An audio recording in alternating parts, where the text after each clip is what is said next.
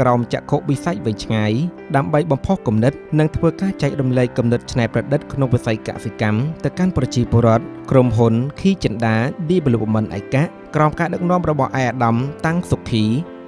និងលោកជំទាវទ្រីចិន្តាបានបង្ហាញពីចក្ខុវិស័យវែងឆ្ងាយក្នុងការយកចិត្តទុកដាក់ខ្ពស់នៅក្នុងការអភិវឌ្ឍវិស័យកសិកម្មបែបទំនើបនិងចម្រុះនៅកម្ពុជា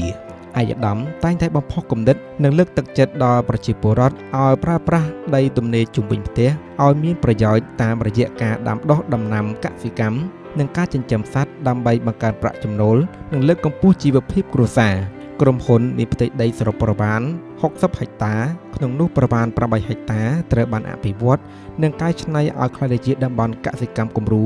ដែលមានការដាំដុះដំណាំយ៉ាងសម្បូរបែបនិងរៀបចំតាមបច្ចេកទេសកសិកម្មសមស្របដំណាំដែលកំពុងដាំដុះមានដូចជាស្វាយននោងស្ពៃក្រញាញ់និងដំណាំហូបផ្លែព្រមទាំងដំណាំផ្សេងៗជាច្រើនទៀតដែលអាចផ្គង់ទីផ្សារ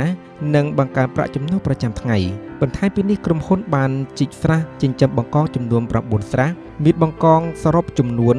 458,000 ក្បាលដោយក្នុងមួយស្រះមានការរៀបចំតាមស្តង់ដារបច្ចេកទេសដើម្បីធានាគុណភាពនិងការលូតលាស់ល្អរបស់បង្កងជាពិសេសក្រុមហ៊ុនបានប្រើប្រាស់វិធីចិញ្ចឹមបែបធម្មជាតិដោយឲ្យបង្កងស៊ីចំណីដូចជាស្វាយទុំនិងស្បែកគោដែលជួយបន្ថែមសារធាតុចិញ្ចឹមនិងកាត់បន្ថយការប្រើប្រាស់ចំណីគីមីជាមួយគ្នានេះដែរក្រុមហ៊ុនក៏បានបង្កើតអាងចិញ្ចឹមត្រីអណ្ដែងចំនួន4អាងមានត្រីសរុប 14,000 ក្បាលសម្រាប់ពង្រីកវិស័យវិរិយវប្បកម្មនិងបង្កើតផលិតកម្មក្រៅពីការចិញ្ចឹមបង្កងនិងត្រីក្រុមហ៊ុនក៏មានការចិញ្ចឹមមាន់ទាកង្ហាននិងកណ្ដូបដែលជាការចិញ្ចឹមបែបចម្រុះអាចផ្គត់ផ្គង់ទាំងទីផ្សារនិងជួយបង្កើតប្រាក់ចំណូលច្រើនមុខក្នុងក្រុមហ៊ុន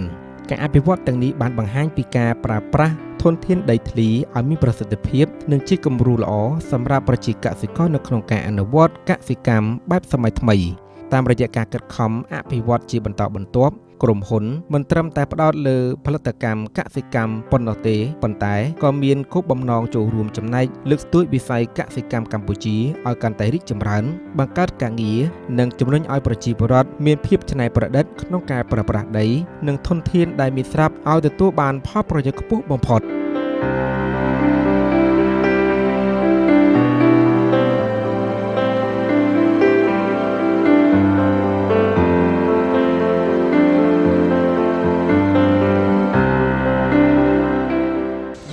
ការចិញ្ចឹមជាបង្កងគឺយើងខ្ញុំចិញ្ចឹម9ស្រះក្នុងមួយស្រះមានទំហំ30 គុណនឹង50ហើយក្នុងមួយស្រះនេះយើងលែងកូនបង្កងប្រមាណជា 15,000 កូនក្នុងនោះដែរក៏យើងមានចិញ្ចឹមជាត្រីអណ្ដែងដែលយើងចិញ្ចឹមហ្នឹងគឺចិញ្ចឹមដូចមាននៅក្នុងរូបភាពឃើញហើយពីឲ្យត្រីហ្នឹងគឺថាធំធាត់បានលឿននៅពេលដែលទឹកយើងដូរគឺក្នុងមួយសប្តាហ៍យើងដូរម្ដងជា2ដងដើម្បីត្រីឆាប់ឆ្លងនឹងចូលរួមចំណែកជួយជំរុញកំណើនសេដ្ឋកិច្ចជាតិផងហើយធ្វើឲ្យកិច្ចការនុភាពកិត្តិយសនៃជាតិយើងគឺយើងលែងត្រូវការនាំចូលលែងភ័យអំពីថាអត់បាននាំចូលបន្លែប្រការពីស្រុកគេមកយើងខ្វះខាតសំនឹងដូចប្រសាសន៍ដ៏ថ្លៃថ្លារបស់សម្ដេចអគ្គមហាសេនាបតីតេជោហ៊ុនសែនថាចិត្តខាងបិទព្រំដែន100ឆ្នាំទៀតប្រជាពលរដ្ឋប្រជាកសិករយើងប្រជាពលរដ្ឋទូទាំងប្រទេសជាតិកម្ពុជា